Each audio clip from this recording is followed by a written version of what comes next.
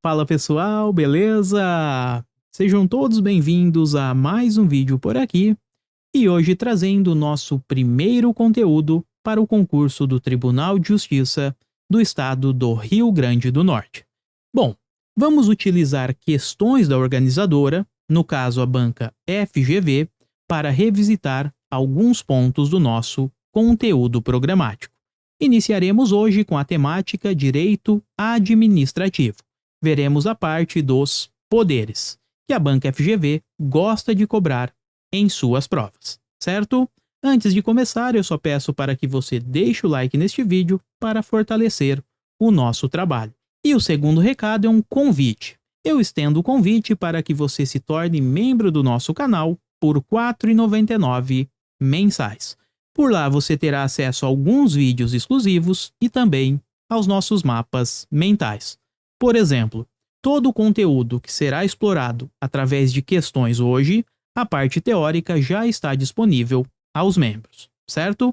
Bom, recados dados, partimos. Questão de número 1, todas da banca FGV. A discricionariedade administrativa é a maneira que a administração pública utiliza de seu poder para exercer atos administrativos, com a finalidade de atender ao interesse público. Em relação ao conceito de discricionariedade administrativa, assinale a afirmativa correta. Letra A. É a vinculação de ato administrativo ao preceito em lei, sem a possibilidade de questionamento. Letra B. É a expansão do ato administrativo por agentes putativos em consonância com o arcabouço legal. Letra C. É a permissão da execução de ato pela administração sem a necessidade de recorrer ao Poder Judiciário. Letra D. É a liberdade do administrador de tomar determinadas decisões, desde que esteja nos limites da lei. E letra E. É a ação realizada com desrespeito ao direito e à ordem jurídica vigente em função de um viés pessoal. 5 segundos e voltaremos com uma rápida explicação teórica e, posteriormente, com o gabarito.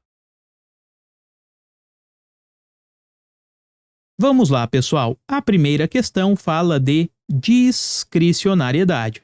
Estamos diante de um dos poderes da administração pública. Na aula teórica, falamos de todos estes poderes. Hoje, para esta primeira questão, eu quero diferenciar o poder vinculado para o poder discricionário. Lembrando que a questão pediu este daqui, o poder discricionário. Galera, poder vinculado é quando o agente público atua sem nenhuma margem de liberdade. Então, ele não tem margem de escolha. A lei prevê um único comportamento. Então, temos uma lei e ela diz o seguinte: servidor, ocorrendo a situação de número 1, atue da forma X. Perceba, ele só tem um comportamento possível. Exemplos clássicos: a aposentadoria. O servidor que cumpriu todos os requisitos de aposentadoria, ele deve ser aposentado. Não existe nenhuma outra possibilidade para a administração pública, ainda que ele seja o melhor servidor daquele órgão. As licenças seguem esta mesma lógica. Vamos imaginar uma licença para dirigir. Se você preencheu todos os requisitos necessários, o agente público só tem uma postura, que é conceder a você a sua licença. Perceba que estamos diante de uma atuação vinculada. O servidor público não possui margem de liberdade, certo? Por outro lado, temos o poder discricionário. Ele caminha na direção oposta, tá? Foi este daqui que a questão pediu. No poder discricionário, o agente público ele possui certa margem de liberdade. Então, no caso concreto, ele pode verificar a oportunidade e a conveniência do ato, se é o momento oportuno para praticar medida 1 ou medida de número 2.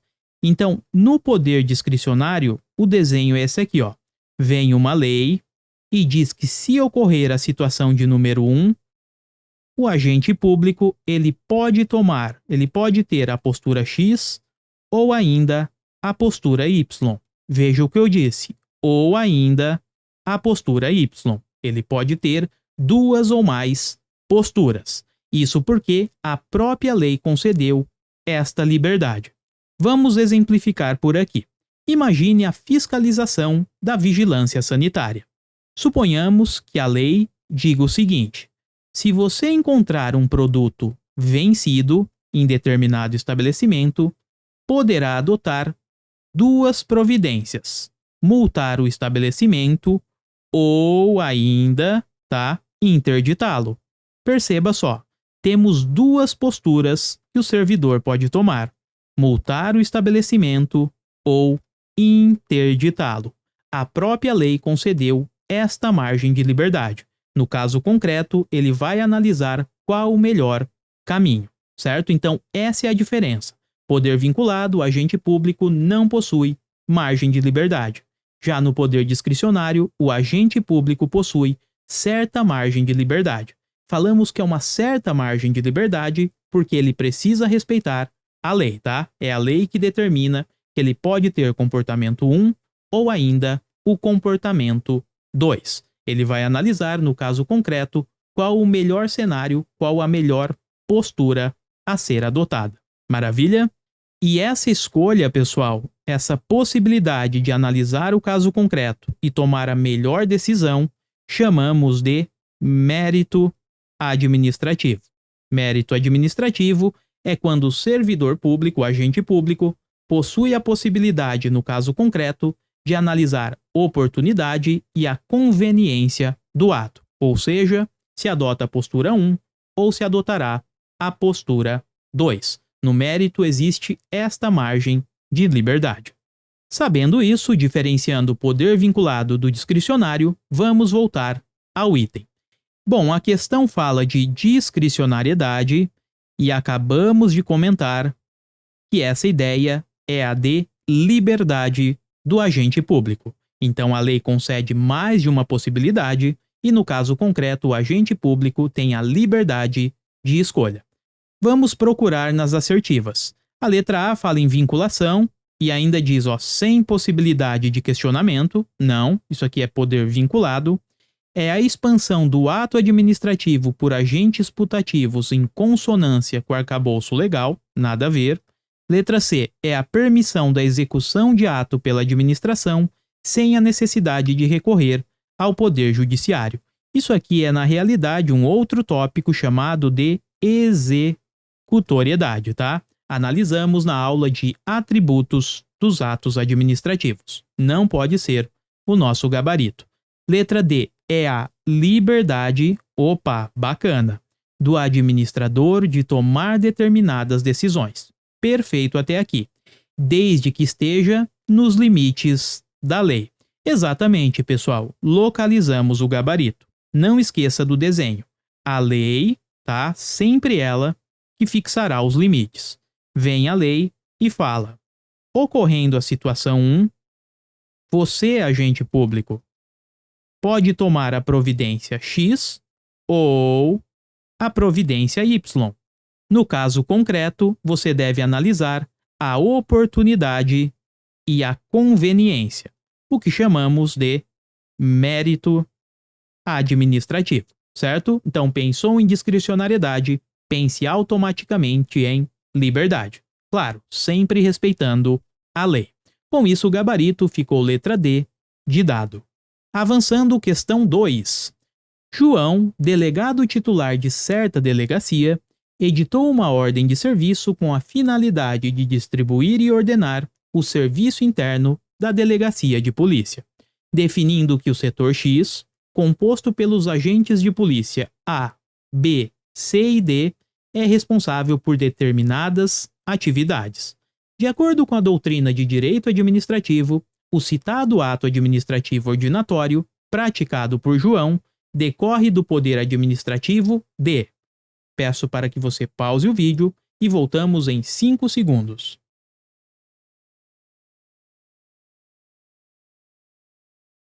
Bom, vamos lá. Para resolver esta questão, você precisa conhecer o poder hierárquico.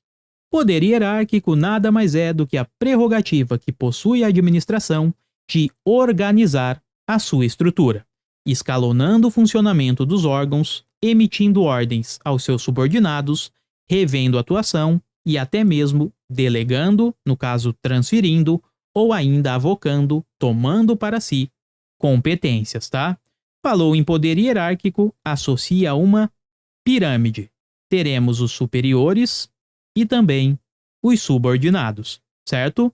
Os superiores poderão dar ordens, poderão rever a atuação dos subordinados e até mesmo delegar ou avocar competências. Lembre-se, eles estão fazendo isso justamente para distribuir e escalonar o funcionamento do órgão. Assim, em tese, teremos um melhor aproveitamento de toda a estrutura e o órgão prestará um serviço de melhor qualidade, certo? Vamos voltar para a questão. Veja só, ela fala em distribuir e ordenar. Basicamente, está organizando o serviço interno. Essa é a ideia do poder hierárquico, pessoal. Poder hierárquico, que é um poder de estruturação interna. Vimos a pirâmide, né? Então, estamos falando em órbita interna, dentro da administração pública. Essa ideia de estruturação interna da atividade pública. Com isso, o gabarito ficou letra B de bola. Avançando, questão 3. Bora lá. Temos uma letra A mais aqui, né? O Estado beta, por meio de sua Polícia Civil, celebrou o contrato administrativo para aquisição de insumos que serão utilizados por seus órgãos de polícia técnica e científica. Ocorre que a sociedade empresária contratada descumpriu a legislação de regência e o próprio contrato, de maneira que, observadas formalidades legais, lhe foram aplicadas sanções administrativas. No caso em tela, de acordo com a doutrina de direito administrativo, a imposição das citadas penalidades administrativas pelo poder público estadual sobre a sociedade empresária decorreu diretamente do poder administrativo de... Pessoal, pausem o vídeo e voltamos em 5 segundos. Vamos lá. Antes de resolver esta questão, precisamos revisitar o poder disciplinar. Pensou em poder disciplinar, associe a aplicação de sanções ou punições, tá? Poder disciplinar é o poder, é a prerrogativa que possui a administração de aplicar punições e sanções aos seus servidores ou ainda a particulares que possuam um vínculo com a administração. Portanto, para que este poder seja exercido, a pessoa punida precisa ter um vínculo com a administração pública, o que chamamos de vínculo especial, certo? É essa parte, galera, cuidado aqui.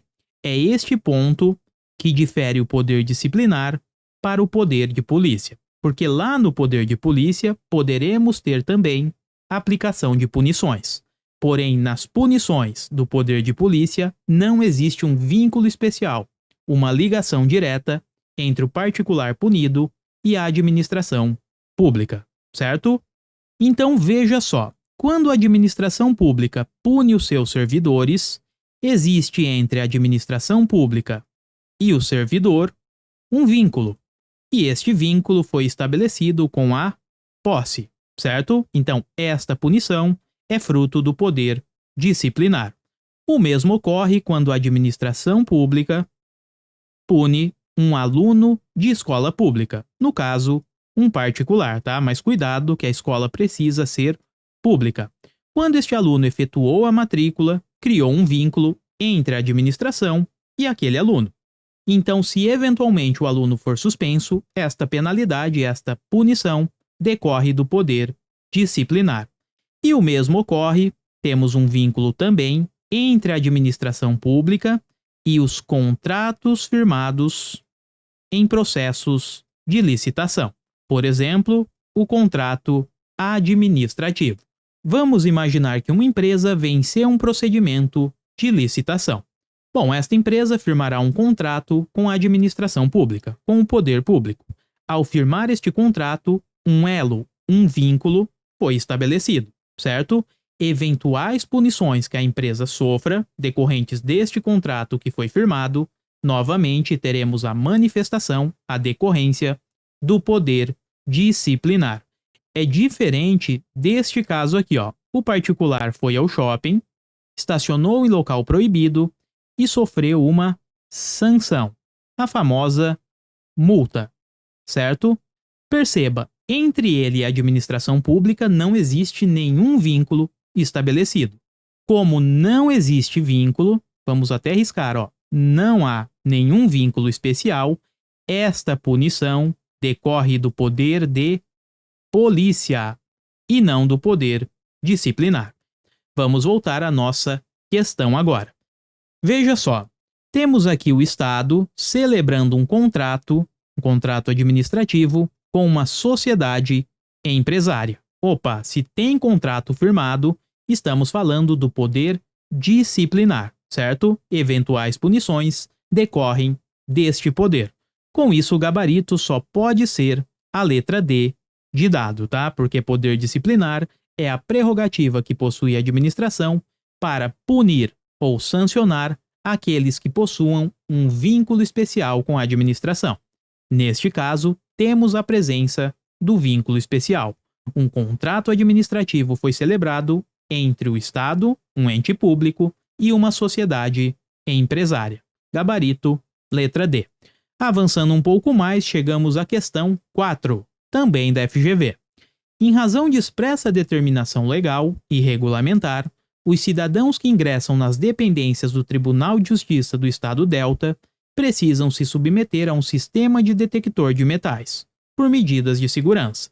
Nesse contexto, de acordo com a doutrina de direito administrativo, o poder administrativo que estipula restrições e limitações ao exercício de liberdades individuais, com base na supremacia do interesse público, é chamado de poder D. Pessoal, 5 segundos e já voltamos. Vamos lá, pessoal. Para resolver esta questão, precisamos analisar o poder de polícia. Lá na aula disponível aos membros, falamos com mais calma. Aqui seremos mais diretos, tá? Poder de polícia é a prerrogativa que a administração possui de limitar, de condicionar bens, atividades, liberdades e direitos do particular. E faz isso em prol de um interesse maior, que é o interesse da coletividade. Então é o Estado invadindo a órbita privada, tá?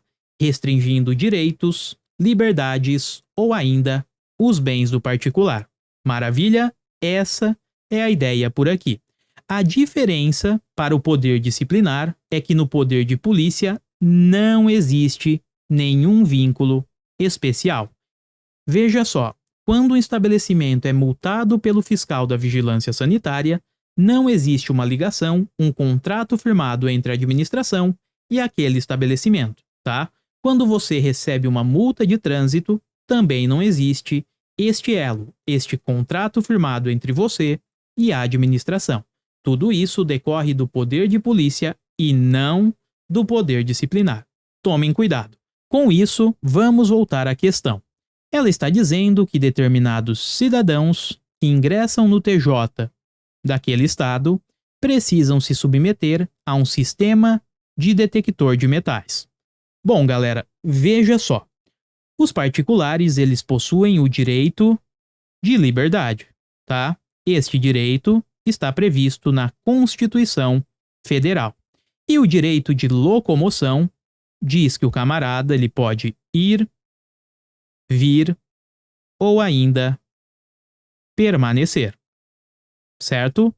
Veja só, este direito ele está sofrendo uma restrição, uma limitação, porque embora ele possa ir, vir ou permanecer, para ingressar no TJ daquele estado, é necessário passar pelo detector de metais. Bom, temos aqui uma limitação. Se existe uma limitação, isso decorre do poder de polícia. Lembrando que o poder de polícia é a prerrogativa que possui o Estado de limitar ou restringir bens, atividades, liberdades ou direitos do particular. Tudo isso para atender a coletividade, a segurança de toda a coletividade. Então, com isso, o gabarito só pode ser a letra B de bola. Não pode ser a letra D, porque não existe um contrato firmado entre os cidadãos e também o Tribunal de Justiça. Este vínculo direto não existe. Avançando um pouco mais, vamos para a nossa última questão, de 2023, recentíssima. Bora lá.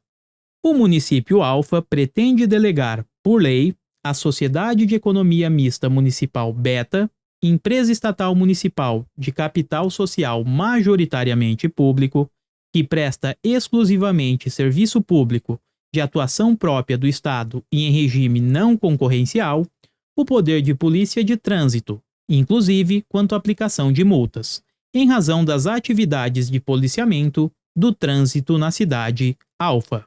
No caso em tela, de acordo com a atual jurisprudência do Supremo Tribunal Federal, a delegação pretendida é... Pessoal, 5 segundos e já voltamos.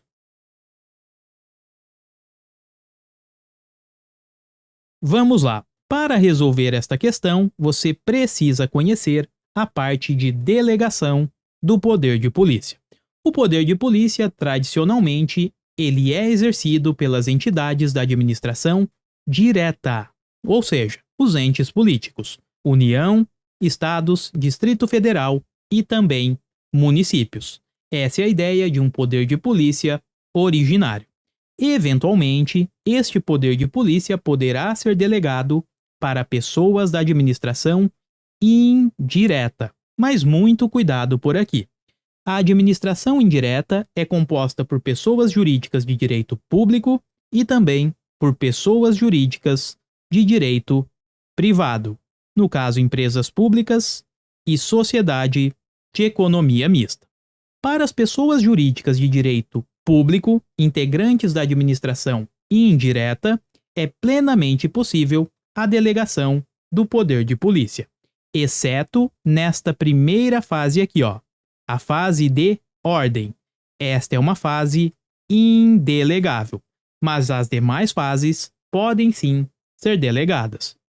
Agora, a grande discussão sempre foi em relação à delegação para as pessoas jurídicas de direito privado integrantes da administração indireta, empresas públicas e sociedades de economia mista. Tradicionalmente, o posicionamento do STJ, Superior Tribunal de Justiça, era o seguinte: a fase de ordem continua não podendo ser delegada, é indelegável. Porém, este tribunal, o STJ, permitia a delegação da fase de consentimento e também da fase de fiscalização. Veja só, o STJ não permite, a delegação da fase de sanção. Ou seja, a pessoa jurídica de direito privado, integrante da administração indireta, não pode, segundo o STJ, aplicar multas, aplicar penalidades. Essa é a ideia do STJ. Porém, pessoal, recentemente, em 2020, na tese 532, e o STF disse o seguinte: bom, as pessoas jurídicas de direito privado que integrem a administração indireta poderão exercer as 3 fases do poder de polícia: consentimento, fiscalização e também a fase de sanção. Ou seja, para o Supremo Tribunal Federal, pode delegar fase de consentimento, fiscalização e também a fase de sanção. Essa delegação é plenamente constitucional. Agora, atenção, o STF disse o seguinte: é constitucional essa delegação. Então, podemos delegar estas 3 fases. Porém, alguns requisitos devem estar preenchidos. Primeiro, esta delegação precisa ser realizada por lei. Precisaremos delegar a uma pessoa jurídica de direito privado, integrante da administração indireta, ou seja, não cabe delegação para particulares, certo? Esta pessoa jurídica de direito privado precisa ter um capital majoritariamente público. Além disso, deve prestar um serviço exclusivamente público. Portanto, se empresa pública ou sociedade de economia mista estiver explorando uma atividade econômica, não poderão desempenhar o poder de polícia. Não vale para quem desempenhe atividade econômica. E por fim, tudo isso num regime não concorrencial. Resumo da ópera.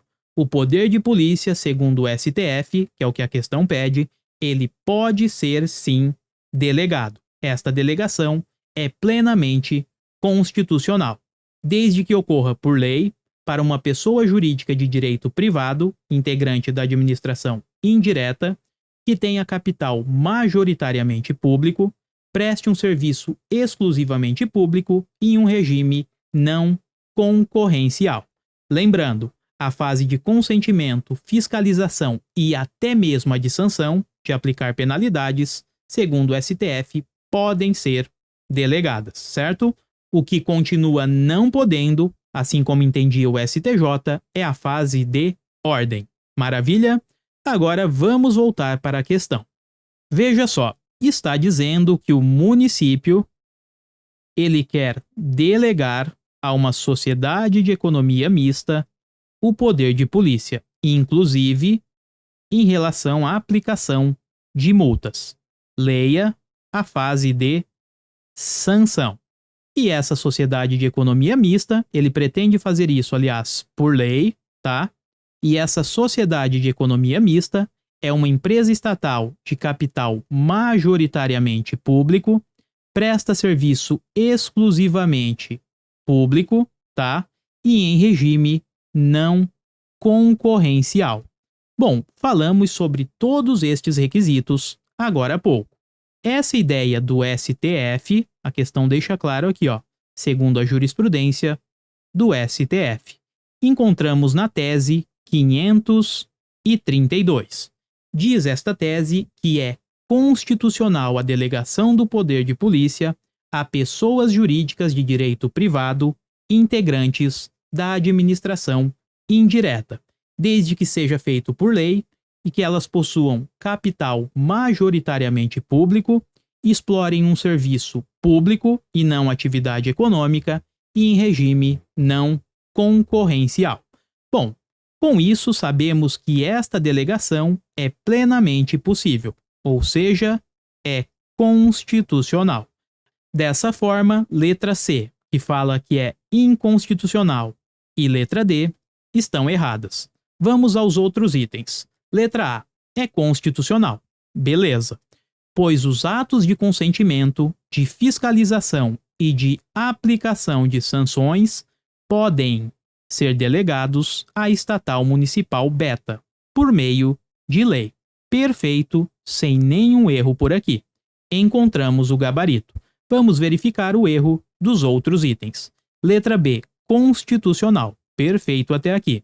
Pois todas as fases do ciclo de polícia, inclusive a fase de ordem, podem ser delegadas. Podemos parar. Falamos que a fase de ordem não pode ser delegada, certo? Com isso, a letra B está errada. E letra E fala constitucional, beleza? Apenas se a delegação ocorrer por meio de emenda à lei orgânica municipal, que pode promover legitimamente a delegação de todas as fases do ciclo de polícia. Não, pessoal. A fase de ordem, também chamada de legislação, é indelegável. Com isso, o gabarito só pode ser a letra A de aprovado. Bom, pessoal, então é isso. Assim resolvemos 5 questões da Banca FGV e aproveitamos cada um dos itens para revisitar os poderes administrativos. Eu espero que você tenha gostado e em breve voltaremos com mais conteúdo aqui no canal. Agradeço a todos pela companhia, desejo bons estudos, fiquem com Deus, até a próxima e eu fui!